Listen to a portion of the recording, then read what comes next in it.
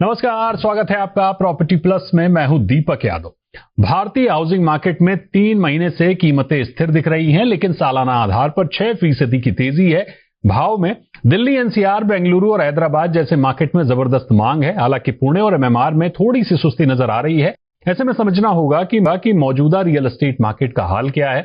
RBI द्वारा स्थिर ब्याज दरें, त्योहारी सीजन की आहट से हाउसिंग मार्केट कैसे रिएक्ट करता दिखेगा, सेगमेंट वाइज कहां तेजी और सुस्ती के संकेत हैं, किस तरह के घर लोगों को अपनी ओर खींच रहे हैं, किन चुनौतियों पर नजर रखना जरूरी है, घर खरीदारों को किन बातों का ध्यान रखने की जरूरत है, ओवरऑल मूड कैसा है प्रॉपर्टी मार्केट का, ऐसे कई सवालों के जवाब जानेंगे आज के इस शो में। प्रॉपर्टी की कीमतों को लेकर हाउसिंग.com की एक रिपोर्ट है, उस पर भी विस्तार से बात करेंगे। हमारे साथ 2 खास मेहमान हैं, अमित मसालदान, सीआरओ हाउसिंग.com और आदित्य कुशवाहा, डायरेक्टर एक्सिस ई-कॉप। तो अमित जी और आदित्य जी, बहुत स्वागत है आपका जी बिजनेस पर। आदित्य जी, आपसे मेरा सवाल ये होगा कि ओवरऑल रिपोर्ट पर आपकी प्रतिक्रिया क्या है। दूसरा, अमित जी के नजरिए को आप कैसे देख रहे हैं। बाकी प्राइस की स्थिरता से जो घर खरीदार फेंसिटर था, वो क्या इस स्थिरता का फायदा उठाएगा, क्योंकि अब फेस्टिव सीजन भी करीब है, तो कैसे रिएक्ट करता दिखेगा प्रॉपर्टी मार्केट। दीपक जी नमस्कार। देखिए दीपक जी, अभी जो सिनेरियो चल रहे हैं, ठीक है, पिछले 1-1.5 साल से मार्केट जो है रियल एस्टेट की अपसाइड लगातार जा रही है। लास्ट 3-4 मंथ से इंटरनेशनल सिनेरियोज भी ऐसे थे कि लोगों के मन में कंफ्यूजन था कि क्या हो सकता है, बट फिर भी मार्केट स्टेबल है, कोई डाउनफॉल पे नहीं है। और बहुत सारे लोगों ने अपना अपकमिंग फेस्टिवल की वजह से भी डिसीजन होल्ड कर रखा था। जो प्री लॉन्च है उनमें जो अपकमिंग इन्वेस्टर है, जो इन्वेस्टर शॉर्ट टर्म के लिए इन्वेस्ट करता है कि चलिए ठीक है 1.5-2 साल में मैं एग्जिट ले लूंगा, उसकी मार्केट तो अलाइव है। लेकिन जो इंड यूजर है उसके मन में एक सेंटिमेंटल एक गेन हो जाता है कि मैं एक फेस्टिवल में खरीदूंगा और हो सकता है मुझे कुछ स्कीम भी मिल जाए। तो मार्केट अपसाइड है और बड़ा अच्छा रहा हाउसिंग.com की जो रिपोर्ट आई, इससे बायर्स को डिसीजन लेने में भी जो है आसानी होगी। रही बात फेस्टिवल की, तो आरबीआई ने अभी बड़ा अच्छा सा डिसीजन दिया ही है कि रेपो रेट में अच्छा सा करेक्शन कर दिया। और उस करेक्शन की वजह से जो आने वाले लोगों के समय में जो ईएमआई का स्टैंडर्ड है, वो ईएमआई ऐसे फ्लेक्सिबल हो जाएगी कि लोगों को लोन अमाउंट की सुविधा हो जाएगी।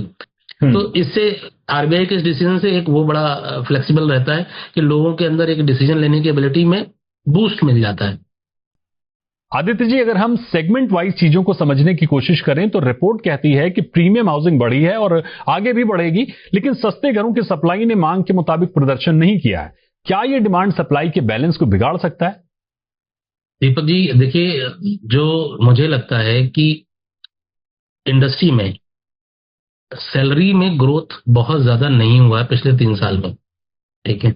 अब चूंकि जो मिड सेगमेंट का बायर है मार्केट में, वो अगर हस्बैंड वाइफ दोनों लोग वर्किंग हैं, ठीक है, तो भी वो आज की जो प्रीमियम लॉन्च है उसको अफोर्ड नहीं कर पा रहे हैं, ठीक है।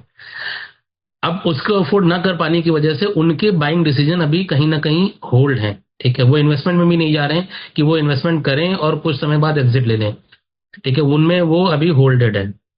ऐसे में जो जो पेमेंट प्लान वाले प्रोजेक्ट्स लॉन्च हो रहे हैं, 2080, 3070, इस तरीके के जो पेमेंट प्लान वाले प्रोजेक्ट लॉन्च हो रहे हैं, सिर्फ वो उनमें अपने कदम रख रहे हैं, उनमें निवेश कर रहे हैं।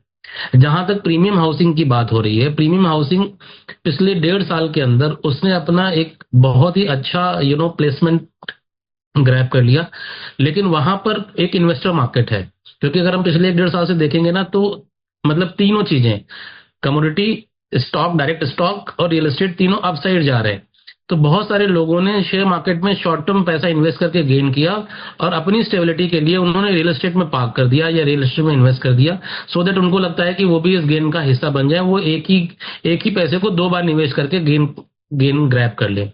तो वो जो प्रीमियम हाउसिंग में अभी जो इन्वेस्टमेंट हो रही है, वो टोटल इन्वेस्टर मार्केट है। उसमें जो इंडिविजुअल मार्केट है वो लेस देन मतलब मेरा अनुमान है कि लेस देन 35% के अराउंड ही वो हैं जो एंड यूजर हैं, जो अपने लिए वो घर देख रहे हैं। बाकी लोग जो इसमें इन्वेस्ट कर रहे हैं वो कहीं ना कहीं इन्वेस्टर मार्केट है, उनको लगता है कि विद इन ईयर 2 ईयर वो इससे एग्जिट ले लेंगे, इसलिए प्रीमियम हाउसिंग की अचानक से डिमांड हो गई। बट जो मिड सेगमेंट का बायर है, ठीक है, वो इन बाकी दोनों चीजों से नहीं है, क्योंकि उसको एंड यूज करना है, उसने अपनी पूंजी जोड़ रखी है, ठीक है, वो सोच रहा है कि जो है मैं इसी में इन्वेस्ट कर लूं। तो अभी इंडिविजुअल की मार्केट स्टेबल भी है और वो बहुत ज्यादा फ्लेक्स मतलब नीचे भी नहीं आई।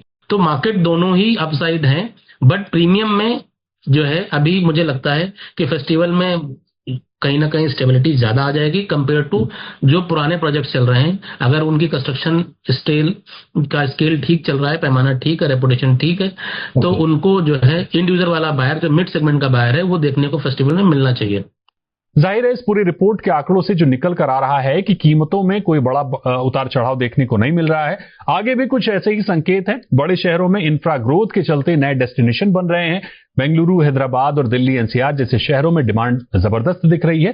लेकिन टैरिफ वॉर का असर, टीसीएस का हजारों की संख्या में लोगों को निकालने का ऐलान, इनका प्रॉपर्टी मार्केट में क्या असर आएगा, यह भी देखना जरूरी होगा। फिलहाल फेस्टिव सीजन में इस बार हाउसिंग मार्केट कैसे रिएक्ट करेगा, ये देखने वाली बात होगी। अमित जी और आदित्य जी, आपको बहुत शुक्रिया हमारे साथ जुड़ने के लिए।